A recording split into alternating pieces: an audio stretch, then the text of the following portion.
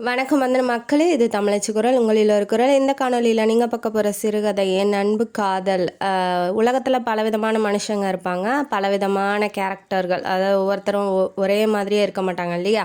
ஒவ்வொருத்தருக்கும் தனித்தனி பொருள் மேலேயோ இல்லை இடத்து மேலேயோ இல்லை ஒரு விதமான விருப்பம், காதல் இருக்கும். அந்த மாதிரி இந்த கதையில் வர ஒவ்வொரு கேரக்டரும் ஒவ்வொரு விதமான காதலோடு இருக்காங்க. அந்த காதலால் அவங்களுக்கு என்ன வேதனை வருது அப்படிங்கிறத இந்த கதை மூலமாக வாங்க தெரிஞ்சுக்கலாம். வாங்க கதைக்குள்ளே போகலாம்.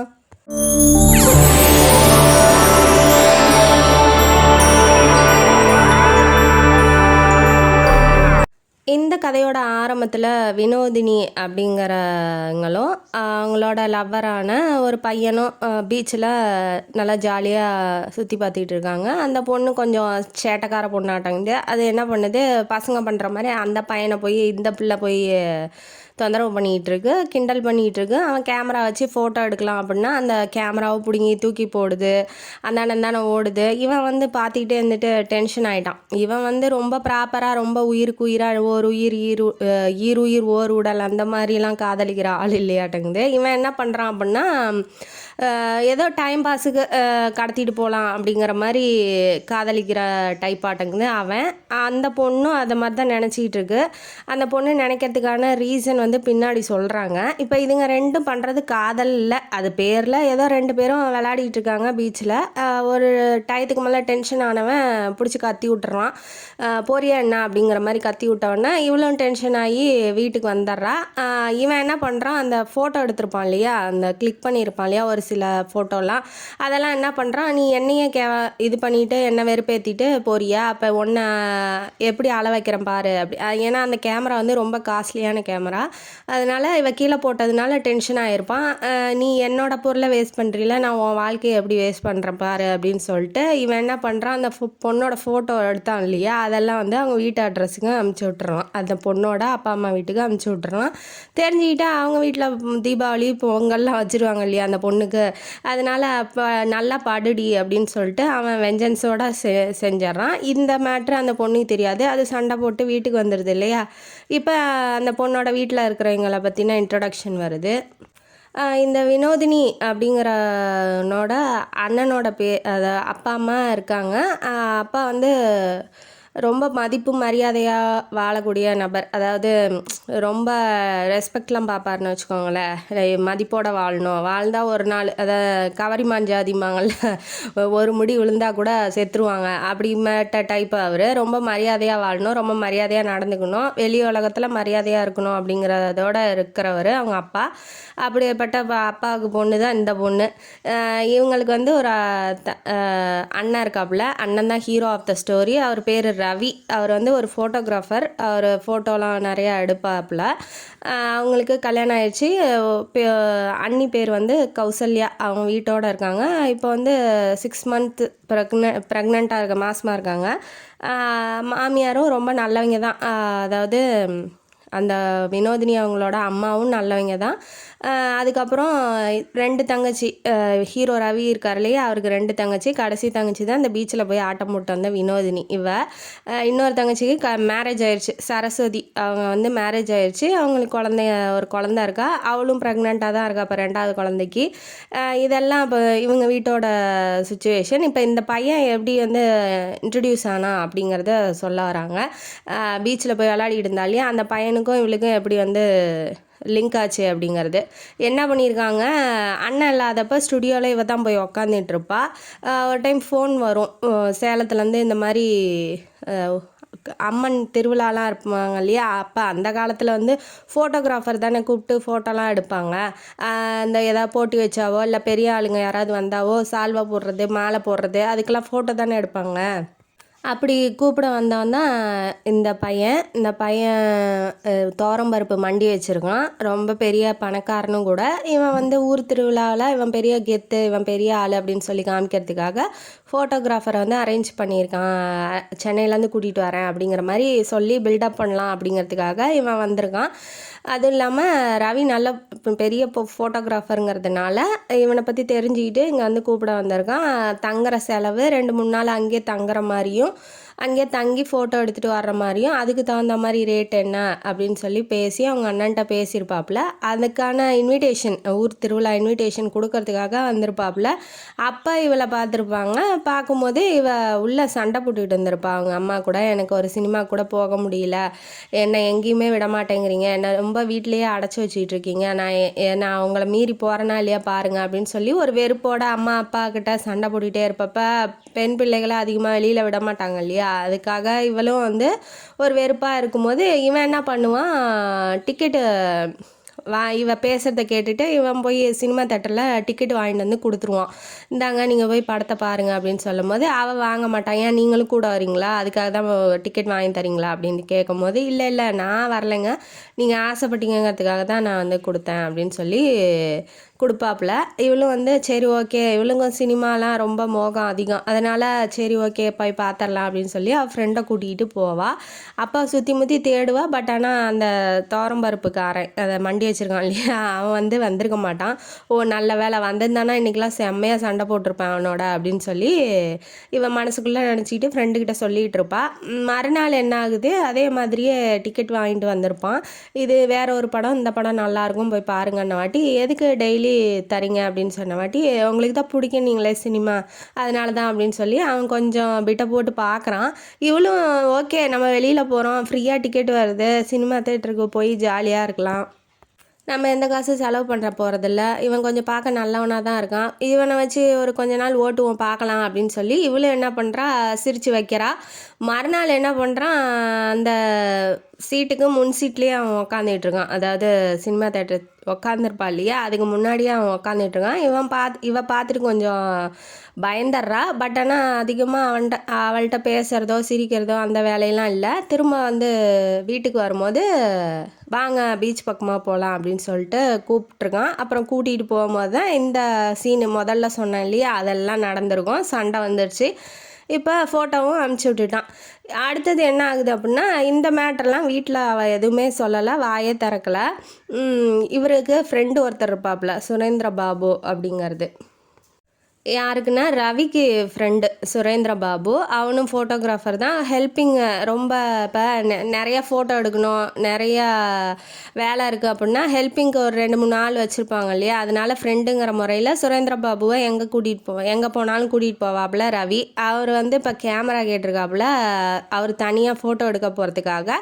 அதனால் இவருக்கு வேலை இருக்கிறதுனால வினோதினியை ஸ்டுடியோவில் உட்கார வச்சுட்டு வந்து கேட்டானா கொடுத்துரு அப்படின்னு சொல்லிட்டு ரவி போகிறாப்புல. இப்போ சுரேந்திர பாபு வந்து வினோதினியை தங்கச்சி மாதிரி தான் பார்க்குறாப்புல, தங்கச்சி மாதிரி தான் பழகிறாப்புல, மற்றபடி எந்த விதமான தப்பான பழக்கம்லாம் இல்லை. இவர் வந்து என்னம்மா நல்லா இருக்கியாம்மா அப்படின்னு சொல்லி கேட்கும்போது அண்ணன் சொன்னாங்க, இந்தாங்க கேமரா எடுத்துகிட்டு போங்க அப்படின்னு சொல்லிட்டு ஒரு 9,000 9,000 இருக்குன்னு வச்சுக்கோங்களேன். அந்த காலத்துலேயே அவ்வளோ காஸ்ட்லியான கேமராவை ஒரு நட்பு ஒரு பழகின தோஷத்துக்காக இவன் என்ன பண்ணுறான், கொடுக்குறான். இப்போ இவன் என் கேமராவை எடுத்துக்கிட்டு எங்கே போகிறான் அப்படின்னா, ஒரு பொலிட்டிக்கல் கூட்டத்துக்கு, அரசியல் கூட்டத்துக்கு கூட்டிகிட்டு போயிட்டுருக்காங்க. யார், சுரேந்திர பாபுவோட ஃப்ரெண்டுங்க அறிவரசன், ரமா, அனுராதா 3 பேரும் வந்து கூட்டிகிட்டு போயிட்டுருக்காங்க.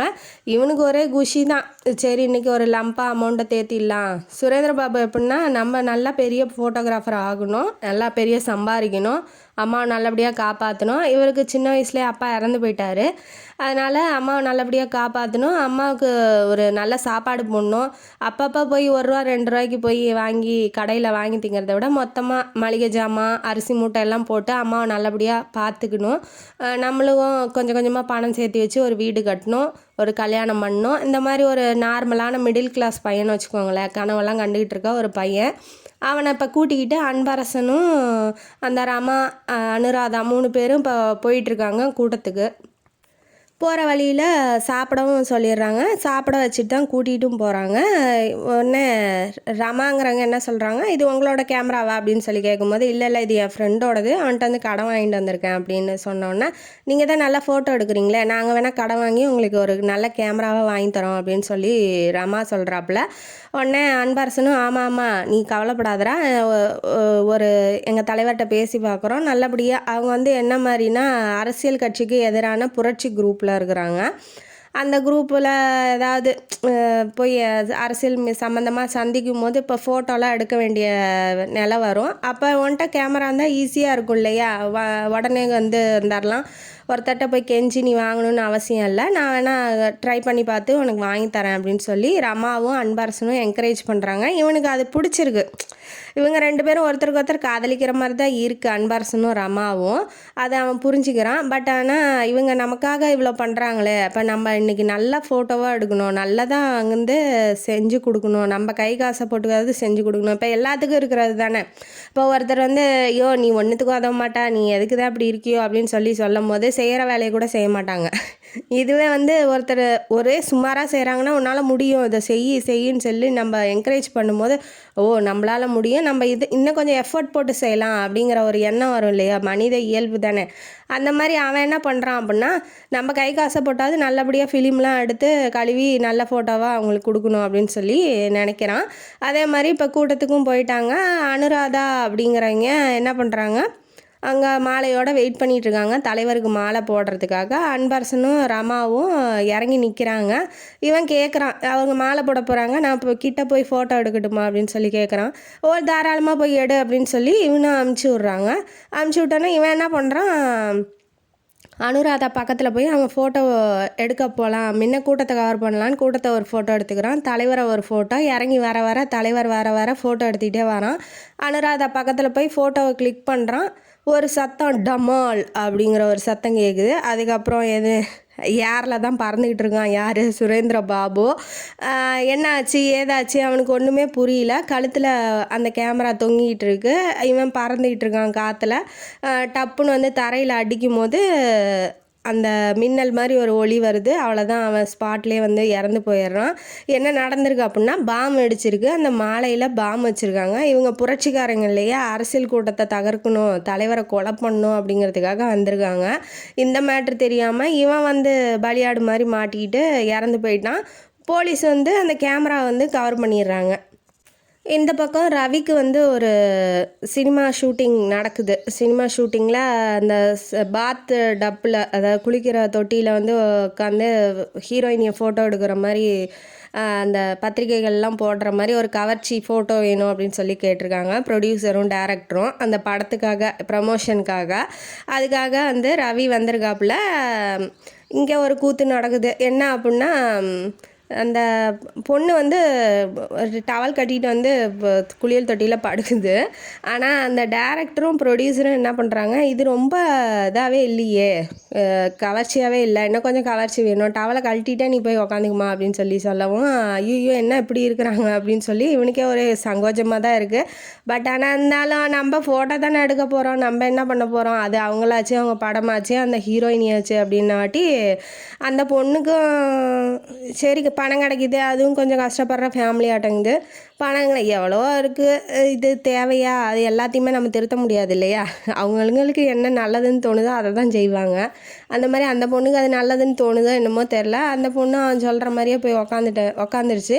இவனும் வந்து வளைச்சி ஃபோட்டோ எடுத்துகிட்டு அதுக்கப்புறம் என்ன பண்ணுறான், கிளம்பலான்னு பேக்கப் பண்ணும்போது டவலோட அந்த டேரக்டரும் அந்த ப்ரொடியூசரும் பக்கத்து ரூமுக்கு போயிட்டாங்க. இப்போ இந்த பொண்ணு எந்திரிச்சு வரணும். எப்படி எந்திரிச்சு வருவா, அவள்கிட்ட தான் துணியே இல்லையே, எப்படி எந்திரிச்சு வருவா அப்படிங்கிறது ரொம்ப கஷ்டமாகிடுச்சு. உடனே ஃபோட்டோகிராஃபரான ரவிக்கிட்ட ஏதாவது துணி இருந்தால் கொடுங்க அப்படின்னு சொல்லி கேட்கும் போது, இவன் வந்து ரொம்ப காஸ்ட்லியான கேமரா துடைக்கிறதுக்கெலாம் வச்சுருப்பாங்க இல்லையா, பேக் ஸ்க்ரீனு, கேமரா துடைக்கிறதுக்கு இதெல்லாம் வச்சுருப்பாங்க. கொஞ்சம் நீளமான துணியாக இருக்கும், டவலை விட பெருசு.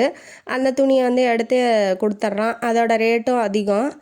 இருந்தாலும் பரவாயில்ல, ஒரு பொண்ணோட மானத்துக்கு முன்னாடி இதெல்லாம் நமக்கு வந்து சாதாரணம் தான் அப்படின்னு சொல்லிட்டு எடுத்து பெருந்தன்மையாக கொடுக்குறான். பட் ஆனால் அவள் பக்கத்து ரூமில் போய் கற்றுன்னு கற்றுனோன்னா இதுக்கும் சேர்த்து போட்டு தரேன் காசு அப்படின்னாட்டி சைலண்ட் ஆயிடுறா.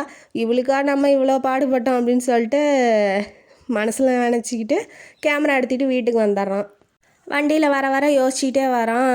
ஒய்ஃபு கேட்டிருப்பாங்க என்னன்னு சொல்லி, கௌசல்யா இருக்காங்க இல்லையா, அவங்க கேட்டிருப்பாங்க, இந்த மாதிரி கவர்ச்சி ஃபோட்டோலாம் எடுக்கிறீங்களே, அந்த பொண்ணுங்களாம் உங்கள்கிட்ட தப்பாக நடந்துக்க மாட்டாங்களா, என்னன்னா அந்த பொசசிவ் இருக்கும் இல்லையா ஒய்ஃபுக்கு, அதனால் கேட்குறாப்புல. கேட்டவுடனே எனக்கு எதுக்கு, அதெல்லாம் நான் வந்து என்னோடய தொழிலாக தான் பார்க்குறேன், எனக்கு வந்து தான் நீ இருக்க இல்லையா, அதாவது மனசும் ஒன்று சேர்ந்தால் தான் வந்து காதலை ஒழிஞ்சு உடம்பு ஒன்று சேர்ந்தா காதலே கிடையாது அப்படிங்கிற ஒரு தத்துவத்தை வந்து சொல்லிடுறாப்புல. ஏன்னா இப்போ போனோடனே எந்த பொண்ணையுமே பிடிச்சி இழுத்து ரூமுக்குள்ளே இழுத்து போட முடியாது இல்லையா. அப்போ ஒரு சில வார்த்தைகளாவது பேசியிருக்கணும், அவங்க நம்மள்கிட்ட பேசியிருக்கணும், அவங்களோட கேரக்டர் என்ன அப்படிங்கிற முறையில் தான் வந்து அது உண்மையான காதல் இருக்குமே ஒழிஞ்சு இந்த மாதிரி போயிட்டு இந்த ஃபேஸ்புக்கு, ட்விட்டரு, இன்ஸ்டாகிராம்லேயே ஒரே லைக்கை போட்டு உடனே வந்து ரூமுக்கு கூப்பிட்றதெல்லாம் காதலே இல்லை. இந்த காலத்து காதல்னு சொல்லவே முடியல. எதில், எப்போ, எங்கே, எப்படி காதல் வருதுன்னே சொல்ல முடியல. கேட்டால் காதலுங்கிறாங்க. அது காதல்னே தெரியாமலே காதலிக்க ஆரம்பிக்கிறாங்க. அது காதல் இல்லை, காமம் அப்படிங்கிறது தெரியல. இப்போ இருக்கிறதுக்கு அதுக்கான டிஃப்ரென்ஸ் வந்து சொல்லி கொடுத்தா பரவாயில்லையா இருக்கும். இது வந்து தத்துவமாக போகிறோமோ, சரி நிறுத்திக்கிட்டு இதுக்கு கதைக்கு வருவோம். இது என்ன ஆகுது அப்படின்னா, அவன் அப்படி சொல்லிட்டு எனக்கு வந்து நீ தான் இருக்கிய மனைவிங்கிற முறையில் என்னோடய உணர்ச்சிகளை பகிர்ந்துக்கவும் என்னோடய சுகதுக்கங்களை பகிர்ந்துக்கவும் தானே நீ இருக்க, நான் ஏன் இன்னொரு பொண்ணுகிட்ட போகணும் அப்படின்னு சொல்லவும் அவளுக்கு கொஞ்சம் பெருமையாகவும் கர்வமாகவும் தன்னோட புருஷன் தன்கிட்ட உண்மையாக இருக்கிறாரு அப்படின்னு சொல்லி ரொம்ப சந்தோஷப்படுறா. இவன் என்ன பண்ணுறா, அப்பா இறந்து போயிருப்பார். அம்மா வந்து வளகாப்பு பண்ணுறதுக்காக வந்து பேசுகிறேன்னு சொன்னாங்க. சரின்னு சொல்லிட்டு உனக்கு என்ன வேணும்னு கேட்குறாப்புல. உனக்கு என்ன ஏதாவது ஆசைப்பட்றியா அப்படின்னு சொல்லி கேட்கும்போது 5 சவரனில் வளையல் வேணும் அப்படின்னு சொல்லி கேட்குறா. கேட்டோன்னே இல்லை முடிஞ்சால் போடுங்க, இல்லை 2 சவரன் கூட போதும் தான் அப்படின்னு சொல்லி கேட்கும்போது இல்லை நீ கேட்டுட்டே நான் போட்டுறேன் அப்படின்னு சொல்லி சொல்கிறாப்புல. ரவி எப்படி அப்படின்னா வெள்ளி ஸ்பூன்லேயே சாப்பிட்டவருன்னு வச்சுக்கோங்களேன். சின்ன வயசுலேருந்தே வந்து கஷ்டம்னா என்னன்னே அவருக்கு தெரியாது. ஓரளவுக்கு மிடில் கிளாஸ் தான் மெயின்டைன் பண்ணிட்டு வந்திருக்காங்கன்னு வச்சுக்கோ. மிடில் கிளாஸை விட கொஞ்சம் பணக்காரங்க. பட் ஆனால் அவர் கஷ்டப்பட்டு ரொம்ப சோத்துக்கே பிச்சை எடுக்க, அந்த சுரேந்திர பாபு மாதிரிலாம் அந்த அளவுக்கு மோசமானவரெலாம் இல்லை. இருந்தாலும் இவருக்கும் கடன் இருக்கும், இவருக்கும் தங்கச்சிங்களை கல்யாணம் பண்ணி வைக்கணும், இன்னொரு தங்கச்சி இருக்கா, அந்த தங்கச்சிக்கும் வளகாப்பு பண்ணணும், கொண்டாந்து தாய் வீட்டில் தானே அந்த மாதமாக பிள்ளை பெக்கிறத பார்ப்பாங்க. அப்போ அவளை கூட்டிகிட்டு வந்து வச்சுக்கணும், இவளுக்கு ஒய்ஃபுக்கு வளகாப்பு பண்ணணும், இன்னொரு பொண்ணு தங்கச்சிக்கு கல்யாணம் பண்ணணும், அவங்க அப்பாவுக்கு ஆப்ரேஷன் பண்ணணும். இந்த மாதிரி நிறைய செலவுகள்லாம் லிஸ்ட்டு போட்டு வச்சுக்கிட்டு இருக்கான். இப்போதைக்கு வளகாப்பு பண்ணி முடிப்போம், அதுக்கப்புறம் பேசிக்கலாம் அப்படின்னு சொல்லிட்டு நினச்சிக்கிட்டு என்ன பண்ணுறான் அப்படின்னா, சரி நான் எடுத்துகிட்டு வந்துடலாம், நீ கிளம்பி வா அப்படின்னு சொல்லி கூட்டிகிட்டு போயிட்டு ஒய்ஃபை 5 சவரனில் வளையல் எடுத்துகிட்டு வந்து வச்சுருக்கான் வீட்டில். என்ன ஏது அப்படின்னு சொல்லிட்டு அப்பாக்கிட்ட பேசிகிட்டு இருக்கான். அந்த லிஸ்ட்லாம் போடுவாங்க இல்லையா, கல்யாண மண்டபத்துக்கு எங்கே போகணும், மண்டபம் எங்கே பிடிக்கலாம், எத்தனை பேர்த்த கூப்பிடலாம், யாரை சாப்பாட்டுக்கு கூப்பிடலாம் அப்படின்னு சொல்லி லிஸ்ட்லாம் போடுவாங்க இல்லையா. அப்போ அவங்க அப்பா எப்படி அப்படின்னா சொந்தக்காரங்களாம் ரொம்ப மதிப்பு மரியாதையோடு இருப்பார். கௌசல்யா வீட்டில் கூட அவர் கொஞ்சம் மதிப்பு மரியாதை அதிகம்னு வச்சுக்கோங்களேன். யார்கிட்டையுமே ரொம்ப மரியாதையாக நடந்துக்குவாப்புல. ரொம்ப நல்ல குடும்பத்துலேருந்து வந்ததுனால இவன் எப்பேற்பட்ட சுச்சுவேஷன்லேயும் எந்த மாதிரியான சுச்சுவேஷன்லேயும் முறை தவறாமல், அதாவது அவனோட இயல்புலேருந்து மாறாமல் தவறு செய்யாமல் இருக்கிறதுக்கு காரணம் வந்து குடும்பம்தான். ஏன்னா அவங்க குடும்பம் ரொம்ப நல்ல குடும்பமாகவும் இருக்குது, ரொம்ப மரியாதையாகவும் இருக்குது இல்லையா. அதனால அவனால் அந்த மாதிரி தப்பு செய்யலாம் அப்படிங்கிற ஒரு எண்ணம் வந்து அவனுக்கு சிந்தனை வந்ததில்லை. இதை வந்து நம்ம தெரிஞ்சுக்கணும். ஏன்னா அப்போ சுச்சுவேஷனே கிடைக்காம, தப்பு செய்கிறதுக்கான சுச்சுவேஷனே கிடைக்காம நான் நல்லவன் அப்படின்னு சொல்லிக்கிறதுல எந்த விதமான பிரயோஜனமுமே இல்லை. அதாவது சுச்சுவேஷன் நடந்து அப்பயும் நம்ம கண்ணியமாக இருக்கோமா அப்படிங்கிறது தான் உண்மையிலே நல்லவனுக்கான அழகு. அது வந்து கண்டிப்பாக குடும்பத்துலேருந்து தான் வரும். ஏன்னா நல்ல குடும்பத்தில் பிறந்தவங்க எந்த மாதிரியான தப்பு செய்கிற சூழ்நிலை வந்தாலும் செய்ய மாட்டாங்க இல்லையா. அதுக்கு ஒரு உதாரணம் தான் ரவி. இப்போ என்ன பண்ணுறாங்க, சரிடா நான் போய் ஒரு வீட்டோட வச்சுக்கலாம், ஏன்னா இப்போதைக்கு தலைவர் செத்து போயிட்டாருன்னு நியூஸ் டிவியில் ஓடிக்கிட்டு இருக்கோம், பந்து பண்ணுவாங்க, அது கடைகள்லாம் அடைப்பாங்க, இதெல்லாம் தேவையில்லாது. இப்போ வச்சோம்னா சொந்தக்காரங்களாம் வீட்டுக்கு அதாவது மண்டபத்துக்கு பஸ் ஏறி வர முடியாது, அதனால் வீட்லேயே வச்சுக்கலாம், ஒரு சொந்தக்காரங்களை மட்டும் கூப்பிட்டு ஒரு சிம்பிளாக நடத்திக்கலாம், மாடியிலே கூட சாப்பாடு போட்டுக்கலாம் அப்படிங்கிற மாதிரி இவங்க பிளான் போட்டுட்ருக்காங்க. சரிப்பா அப்படின்னு சொல்லிட்டு இவன் வந்து இப்போ பத்திரிக்கையெல்லாம் அடிக்கிறதுக்கு என்னென்ன விவரமோ அப்படியெல்லாம் கேட்டுக்கிட்டு இப்போ பத்திரிக்கை ஆஃபீஸுக்கு இவன் கிளம்பி போகிறான். இன்விடேஷன் அடிப்பாங்க இல்லையா, அதை அடிக்கிறதுக்காக இப்போ கிளம்பி போகும்போது இவன் இந்த பக்கம் போகிறான். இந்த பக்கம் போலீஸ் ஜீப்லேருந்து மப்டியில் ஆஃபீஸர்ஸ்லாம் இறங்கி உள்ளே வராங்க. வீட்டில் தடபுடான்னு வரவும் இவங்கெல்லாம் பயந்துக்கிறாங்க. என்ன வேணும் என்னாச்சு அப்படின்னு சொல்லி கேட்கும்போது, எங்க ரவிங்கிறது இந்த வீடு தானே அப்படின்னு சொல்லி கேட்குறாங்க. ஏன்னா இப்போ அந்த கேமரா சுரேந்திர பாபு கழுத்தில் மாட்டியிருந்தான் இல்லையா, அது இவனோடது இல்லையா, ரவியோடது. அதனால் இவனுக்கும் புரட்சி படைக்கும் சம்மந்தம் இருக்குது அப்படிங்கிற மாதிரி இவங்க ஒரு ரூட்டை தேடி கண்டுபிடிச்சிக்கிட்டு இப்போ வீடு வரைக்கும் வந்துட்டாங்க. வீட்டில் திடுப்புன்னு ஒரு 5-6 பேர் நுழையும் போது எல்லாத்துக்கும் பயமாக தானே இருக்கும். இப்போ இவங்க போலீஸ் ஸ்டேஷன் பக்கமே போகாதவங்க இப்போ முறையாக வரும்போது இவங்க எல்லாருமே பயந்துக்கிறாங்க. என்னாச்சு ஏதாச்சு அப்படின்னு சொல்லி ரொம்ப இதில் இருக்காங்க, டென்ஷனில் இருக்காங்க. அவங்க அப்பா இந்த மாதிரிலாம் வராதிங்க, எதாக இருந்தாலும் பேசிக்கலாம், நீங்கள் எங்கே கூப்பிட்றீங்களோ நாங்கள் வரோம், வீட்டுக்குள்ளே அப்படி வந்தீங்கன்னா 10 பேர் பார்த்தாங்கன்னா எங்களை பற்றி என்ன நினைப்பாங்க, நாங்கள் எந்த விதமான தப்பும் செய்யலை அப்படிங்கும்போது இந்த கேமரா அவங்க பையனோடது தானே, அவங்க பையன்தான் கொடுத்துருக்கான். அப்போ தலைவர் செத்த இடத்துல இருக்குன்னா அவங்க தலைவர் செத்ததுக்கும் இவருக்கும் ஏதோ சம்மந்தம் இருக்குது அப்படிங்கிற மாதிரி சொல்லவும், ஐயோ அப்படிலாம் இருக்காது, அது ஃப்ரெண்டு கேட்டான்னு சொல்லி கொடுத்தானே ஒழிஞ்சு மற்றபடி எதுவுமே இல்லை அப்படின்னு சொல்லி அவங்க ஒய்ஃப் சப்போர்ட்டுக்கு வராங்க. வினோதினி அதே தான் சொல்கிறா. இந்த மாதிரி அண்ணா சுரேந்திரபாபு அண்ணா கேட்டாங்க, அதனால அண்ணா எடுத்து கொடுத்தாப்புல அப்படின்னு சொல்லி கேட்கும்போது இவங்கெல்லாம் சொன்னோன்னே நம்புவாங்களா, எல்லாம் வீடெல்லாம் ஃபுல்லாக சர்ச் பண்ணி எல்லா பொருள்லாம் எடுத்து போட்டுட்டு வந்தோடனே ஸ்டேஷனுக்கு வர சொல்லுங்கள் அப்படின்னு சொல்லிட்டு இவங்க கிளம்பி போயிடுறாங்க. ரவி திரும்ப வீட்டுக்கு வந்துடும் போது இவர் நெஞ்சு வலியில் படுத்துட்றாப்புல. தடவையாக அந்த மாதிரி போலீஸ்காரங்களாம் இந்த மாதிரி விசாரிக்கவும் அவர் ரொம்ப ஏற்கனவே உடம்பு முடியல, இதில் வேற இதா அப்படின்னு சொல்லிட்டு உடம்பு முடியாமல் அப்படியே நெஞ்சை பிடிச்சிட்டு விழுந்தவர் தான். ரவி வந்தோடனே ஐயோ என்னாச்சுப்பா அப்படின்னு சொல்லி எல்லா விவரமும் சொன்னதுக்கப்புறம் போய் டாக்டரை கூட்டிகிட்டு ஊசி போட்டாங்க. அதுக்கப்புறம் இந்த மாதிரி சுச்சுவேஷனில் எப்படிப்பா வளகாப்புலாம் பண்ணுறது அப்படின்னா, வளகாப்பு வேணாம், ஒரு மண் வேணாம், போங்க, எதுவும் வேண்டாம், இப்போ இதுக்கு இருக்கிறதுக்கு எதுவுமே வேண்டாம் அப்படின்னு சொல்லி அவங்க அப்பா சத்தம் போட்டுடுறாரு. உடனே அவள் எதுவும் பேசலை, மருமக எதுவுமே பேசலை, கௌசல்யா எதுவும் பேசலை. ரவி சரி சரி அப்படின்னு சொல்லி கௌசல்யாவை உள்ளே கூட்டிகிட்டு போயிடுறாங்க. மறுநாள் என்ன பண்ணுறாங்க, ஸ்டேஷனுக்கு போயிடுறான்ல இவர், ஸ்டேஷனுக்கு வர சொல்லியிருக்காங்கல்ல, அதனால் இவன் கிளம்பி போயிடுறான்.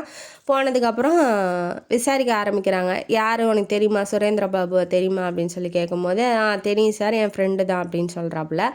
சரி, கேமரா என்ன பண்ணேன், உன் கேமரா எதுக்கு அவன்கிட்ட கொடுத்தேன், ஃபோட்டோகிராஃபர் சார், அவன் கேட்டான் கடன் கொடுத்தேன், மற்றபடி எனக்கு இதுக்கு சம்மந்தம் இல்லை. அறிவரசனை தெரியுமா, அதாவது அவனை கூட்டிகிட்டு போனான் இல்லையா ஃப்ரெண்டு, சுரேந்திர பாபுவை கூட்டிகிட்டு போனான் இல்லையா, அவனை தெரியுமான்னு கேட்கும்போது, ஒரு சில டைம் பார்த்துருக்கேன் சார், பட் ஆனால் அவனுக்கு எனக்கு பேச்சுவார்த்தைலாம் கிடையாது, சுரேந்திர பாபு தான் பேசிகிட்டு இருப்பான் அப்படின்னு சொல்லி 2 டைம் பார்த்துருக்கேன் அவனோட அப்படின்னு சொல்லி சொல்கிறாப்புல. சரி, பக்கத்தில் அந்த பொண்ணுங்க பேர்லாம் சொல்லும்போது ஃபோட்டோலாம் காமிக்கும் போது, இல்லை எனக்கு தெரியாது சார், இவங்களை பற்றிலாம் எனக்கு தெரியாது அப்படின்னு சொல்லி அடித்து சொல்கிறான். நீ இந்த மாதிரிலாம் கேட்டால் நீ சொல்ல மாட்ட, எப்படி விசாரிக்கணும்னு தெரியுமில்ல, பக்கத்து ரூமில் போய் பாரு அப்படின்னு சொன்னோன்னே அவங்கெல்லாம் ஒரு ஆளை போட்டு செம்ம அடி வெளுத்துக்கிட்டு இருக்காங்க. இவனுக்கு பயம் வந்துடுச்சு. சார், சத்தியமாக நீங்கள் என்னை அடிச்சுக்கொண்டா கூட இதுக்கு மேலே எனக்கு எதுவுமே தெரியாது, என்னை மன்னிச்சுக்கோங்க, இதுக்கு மேலே என்கிட்ட எதுவும் கேட்காதீங்க, எனக்கு தெரிஞ்ச உண்மையெல்லாம் சொல்லிட்டேன் அப்படின்ன வாட்டி, எங்கள் குடும்பம் நல்ல குடும்பம்ன வாட்டி அந்த ஃபோட்டோ வந்திருக்கும் இல்லையா, அந்த போஸ்ட் கவரில் அந்த ஃபஸ்ட்டில் லவ்வர் அமுச்சு விட்ருப்பான் இல்லையா வினோதினிக்கு, உங்கள் குடும்பம் நல்ல குடும்பங்கிற உன் தங்கச்சி இப்படி போஸ் கொடுத்துட்ருக்கா, பீச்சில் போய் சினிமா நடிக்க போகிறாளா அப்படின்னு சொல்லி கேட்கவும், என் தங்கச்சியா இருக்கவே இருக்காது, அதெல்லாம் தப்பு பண்ண மாட்டா அப்படின்னு சொல்லி அடித்து பேசுகிறான். அதுக்கப்புறம் ஃபோட்டோ காமிச்சதுக்கப்புறம் ஐயோ என்னடா அது, எனக்கு ஒன்றுமே புரியல அப்படிங்கிற மாதிரி நினச்சிக்கிட்டு இருக்கிறான். இவன் எதுவுமே இவனுக்கு தான் தெரியாது இல்லையா அந்த மாதிரி இவன் பண்ணுறதெல்லாம், அதனால் இவன் எதுவுமே பேச மாட்டேங்கிறான். இது எனக்கு தெரியாது சார், என்ன எதுன்னு கேட்டால் தான், என் தங்கச்சியை கேட்டால் தான் தெரியும் அப்படின்னு சொல்லிட்டு சொல்கிறான். சரி, நீ வீட்டுக்கு போ, நாளைக்கு வா, நாளைக்கும் விசாரணை இருக்குது அப்படின்னு சொல்லி அமுச்சு விட்றாங்க. இவன் அந்த ஃபோட்டோவெல்லாம் எடுத்துக்கிட்டு செம்ம காண்டில் வரான். வீட்டுக்கு வந்தோடனே தங்கச்சி இழுத்து போட்டு 4 அப்புறம் அப்பிட்டு செம்ம அடி வெளுக்கிறான். யார் அவன், ஃபோட்டோ எடுத்தது யாருக்கிடி போய் போஸ் கொடுத்துக்கிட்டு இருக்கா, இதுக்கு தான் உன்னை இது பண்ணமா, படிக்க வச்சோமா, இதுக்கு தான் வீட்டோட இருக்க வச்சோமா அப்படின்னு சொல்லி திட்டவும், அவன் என்ன சொல்கிறான் அப்படின்னா, துவரம்பருப்பு தான், அந்த சேலத்து அந்த ஃபோட்டோவுக்கு வந்தான் இல்லையா, அவனோட தான் 2-3 நாள் பீச்சுக்கு போனேன், மற்றபடி எதுவும் இல்லை, நான் ரொம்ப அதிகமாகலாம் பழகலை அப்படின்ன வாட்டி 4 அப்பிட்டு இந்த மாதிரி ஷேட்டை பண்ணிக்கிட்டு இருந்தா அவ்வளோதான் நீ அப்படின்னு சொல்லிட்டு இவர் உள்ளே போயிடுறாப்புல. இவர் கொஞ்சம் பதட்டமாக தான் இருக்கார், ஏன்னா போலீஸ் ஸ்டேஷன் போயிட்டு வந்திருக்காரு இல்லையா, அங்கே இருக்க ஆஃபீஸர்ஸ்லாம் என்ன பேசிக்கிறாங்கன்னா, இவனுக்கு சம்மந்தம் இருக்குன்னு நினைக்கிறீங்களா அப்படின்ன வாட்டி, இல்லை இவன் குடும்பத்தை பார்த்தா அப்படிலாம் எனக்கு தெரியல, இவன் பேசுகிறதும் அப்படி தான் இருக்கு, தெரியும் இல்லையா அவங்களுக்குலாம் அக்யூஸ்டை ஹேண்டில் பண்ணுறதுலாம், எவன் செஞ்சுருப்பான் செய்ய மாட்டாங்கிறது தெரியும் இல்லையா, அதனால் ஒரு 10 நாள் விசாரணைக்கு கூப்பிடுவோம், அவன் தொடர்ந்து வந்து கோஆப்ரேட் பண்ணால் அவன் மேலே தப்பு இல்லைன்னு தான் அர்த்தம். ஏன்னா ரொம்ப ப்ரெஷர் போட முடியாது நம்மளால், அவனுக்கு எதிராக எந்த இதுவும் இல்லை இல்லையா சாட்சிகள்லாம். அதுவும் இல்லாமல் அவனை பார்த்தா நல்லவன் மாதிரி தான் தெரியுது, அவங்க குடும்பத்தை பார்த்தாலும் அப்படி தான் தெரியுது அப்படின்னு சொல்லி இங்கே பேசிகிட்டு இருக்காங்க. இவன் அந்த வினோதினியை போட்டு 4 மொத்தமும் ஊரில் இருக்கிறவங்க பக்கத்து வீடு அக்கம் பக்கத்து வீடு எல்லாம் வந்துட்டாங்க. வந்தோடனே என்னாச்சு, போலீஸ் வந்துச்சு, இப்படி தங்கச்சி போட்டு அடிச்சிட்டு இருக்கேன், என்னாச்சுன்னு கேட்டோன்னே அந்த பக்கத்து வீட்டுக்காரங்களுக்கெல்லாம் தான் வீட்டில் நடந்ததை விட பக்கத்து வீட்டில் என்ன நடக்குது அப்படிங்கிறது தான் ரொம்ப இன்ட்ரெஸ்ட்டாக பார்ப்பாங்க இல்லையா, அதனால் அவங்களுக்கெல்லாம் அவள் வேணும்ல, அவன் கொடுக்க தயாராக இல்லை, அதனால எல்லாம் வெளியில் போங்க அப்படின்னு சொல்லி சத்தம் போட்டு விட்டுறோன்னே இவனை பற்றி தப்பாக பேச ஆரம்பிச்சிட்டாங்க. ஆமாம் நான் கேள்விப்பட்டேன், இப்போல்லாம் பணம் ரொம்ப, இப்போ தான் 5 சவரனில் வளையலில் எடுத்தாங்களாம், எப்படி பணம் வந்திருக்கும், இந்த மாதிரிலாம் போய் குண்டு வைக்கவும் தான் வருது, 1க்கு 2 மூட்டி விட்டு அவனை பற்றி குற்றவாளி மாதிரி பேசிக்கிட்டு எல்லாம் ஃபுல்லாக தெருவே அவளை தான் வாயில் போட்டு மென்னிட்டு இருக்குதுங்க. அதுக்கப்புறம் என்ன ஆகுது, மறுநாளும் 10 மணிக்கு வர சொல்லியிருப்பாங்க, இவன் ஷார்ப்பாக 9:55க்கெலாம் போயிடுவான். போனோடனே சரி இவன் கரெக்டாக தான் வரான், அதனால் இவன் மேலே தப்பு இருக்காது, சரி அந்த பையன் யார் என்னன்னு உன் தங்கச்சிகிட்ட கேட்டியா அப்படின்னு சொல்லி கேட்கவும், கேட்டேன் சார், அவன் சேலத்துலேருந்து ஃபோட்டோ திருவிழாக்கு எடுக்கணும் அப்படின்னு சொல்லி புக் பண்ண வந்தான் அப்படின்னு சொல்லவும், சரி வா அவனை போய் பார்த்துட்டு வந்துடலான்னு இவங்க கூட்டிக்கிட்டு, அதாவது ரவியை கூட்டிக்கிட்டு அங்கே போகிறாங்க. போனதுக்கப்புறம் எதுக்குடா ஃபோட்டோ எடுத்தேன் என் தங்கச்சி அப்படின்னு சொல்லி இவர் கேட்க ஆரம்பிக்கிறாரு. அதுக்கு என் கேமராவை பிடுங்கி கலாட்டா பண்ணான், அதனால தான் நான் உங்களுக்கு அனுப்பிச்சி விட்டேன், அதுக்கு ஒரு பொண்ணோட வாழ்க்கையோட பொண்ணை இப்படி தான் போஸ்ட் கொடுத்து ஃபோட்டோ எடுத்து இது பண்ணுவியா, அவங்க அப்பா அம்மா வீட்டுக்கு அனுப்பிச்சி விடுவியா, இல்லை என்ன பழக்கம் அப்படின்னு சொல்லி அந்த போலீஸ்காரர் 4 மொத்தராப்புல இந்த செத்து போனார் இல்லையா சுரேந்திர பாபு, இவங்கெல்லாம் பற்றி விசாரிக்கிறாரு. அதெல்லாம் எனக்கு தெரியாது சார் அப்படின்னு சொல்லி அவன் சொல்லிடுறான். சொன்னதுக்கப்புறம் சரின்னு சொல்லிட்டு வீட்டுக்கு கூட்டிகிட்டு விட்டுறாப்புல. 10 நாளைக்கு வா அப்படின்னு சொல்லி அவரும் சொல்லி இன்ஃபர்மேஷன் கொடுத்துட்டு வந்துடுறாப்புல, யார் ரவியை வீட்டில் விட்டுட்டு.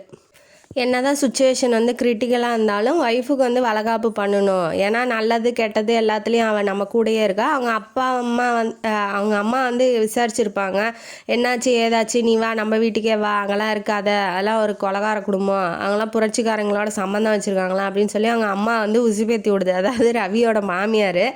இருந்தாலும் அவங்க அதெல்லாம் பெருசாக எடுத்துக்காமல் கௌசல்யா என்ன சொல்லிட்டா, இல்லை நான் வரல, என் புருஷன்ட்ட தான் நான் இருப்பேன் அப்படின்னு சொல்லிட்டா. அந்த ஒரு வார்த்தைக்காகவே நான் வளகாப்பு நடத்தியே ஆவேன்னு ரவியும் பிடிவாதமாக குறித்த தேதியிலேயே பக்கத்தில் அக்கம் பக்கம் வீட்டை கூப்பிட்டுட்டு நடத்திக்கலாம் வீட்டோட அப்படின்னு சொல்லி ரொம்ப உறுதியாக இருக்கான். போலீஸ்காரங்களை கூட இன்வைட் பண்ணியிருப்பான், வாங்க சார் என் ஒய்ஃபுக்கு வளகாப்பு அப்படின்னு சொல்லி இன்வைட் பண்ணியிருப்பான். ஏன்னா தப்பு குற்றமுள்ள நெஞ்சு தானே குறுகுருக்கும், இவன் எந்த தப்பும் பண்ணல, அந்த கேமராவை கடன் கொடுத்தான், அது ஒரு பெரிய குத்தமாக பிடிச்சிக்கிட்டு இவனையே டார்ச்சர் பண்ணிகிட்டு இருக்கானுங்க. அதனால் இவன் மேலே தப்பு இல்லைன்னு போலீஸ்காரங்களும் புரிஞ்சுக்கிறாங்க. அதுக்கப்புறம் அந்த வளகாப்பு நடக்கிற ஃபங்க்ஷனுக்கு தேவையான இதெல்லாம் ரெடி பண்ணிகிட்டு இருக்கான். அப்போ ரோட்டில் போகும்போது யோசிச்சுக்கிட்டே போயிட்டுருக்கான். என்ன யோசிக்கிறான் அப்படின்னா, வினோதினியை இனிமேட்டு எங்கேயும் வெளியில் விடக்கூடாது, நம்ம கூட்டிகிட்டு போகிற இடத்துக்கு கூடயே அசிஸ்டண்ட் மாதிரி கூட்டிகிட்டு போயிட்டு வந்துட்டு இருக்கலாம், அவள் வெளியில் தானே போகணும், வெளியில் போகணுன்னு ஆசைப்பட்றா, ஒரு வெறுப்பில் எங்கேயுமே நம்மளால் போக முடியல, அப்போ ஒரு வந்த தண்ணிக்குள்ளே போட்டு அடைக்க என்ன ஆகும், அப்படி வெளியில் விடும்போது வேகமாக ஃபோர்ஸாக வரும் இல்லையா, அந்த மாதிரி வீட்டுக்குள்ளேயே போட்டு அவளை அடைக்கும் போது அவள் என்ன நினைக்கிறா அப்படின்னா, வெளியில் போகணும், நம்மளும் எல்லாம் ஜாலியாக இருக்கணும் அப்படின்னு சொல்லி நினைக்கிறா.